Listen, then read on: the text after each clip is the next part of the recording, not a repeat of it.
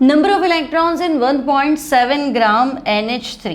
तो बच्चे तुम्हारे पास अमोनिया है 1.7 ग्राम, ठीक है। तो मैं कह दूं कि भाई आपको अमोनिया कितने ग्राम दिया हुआ है, तो तुम कहोगे अमोनिया का मास तो है 1.7 ग्राम। नाउ मोलर मास निकालो अमोनिया का, है ना, मोलर मास है NH3 का। तो बच्चे N का 14 होता है, हाइड्रोजन का 1 होता है, 3 हाइड्रोजन है, 3 से मल्टीप्लाई कर लो, 17 हो गया। अब मैं कहूँ मोल निकालो, मोल का फॉर्मूला होता है given mass in grams upon molar mass, ठीक है, ठीक है। तो मोल आ गया मेरे पास 0.1।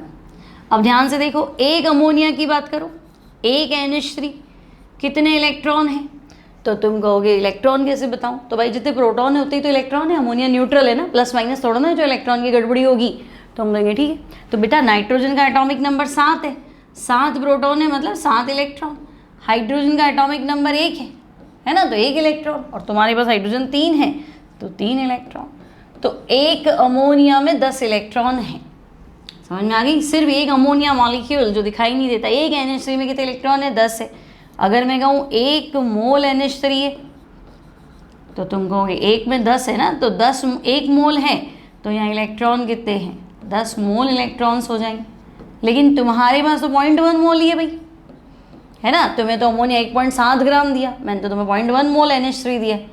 तो तुम कहोगे अच्छा भाई 0.1 मोल NH3 है, तो इलेक्ट्रॉन हो जाएगा 10 × 0.1, यानी ये फिर कितना हो गया, 1 मोल हो गया। 10 × 0.1 कितना हो गया, 1 हो गया, 1 मोल इलेक्ट्रॉन। और 1 मोल मतलब समझते हो ना, 1 मोल कितना होता है, एवोगैड्रो नंबर। तो आंसर हो जाएगा Na, यानी करेक्ट ऑप्शन है Na।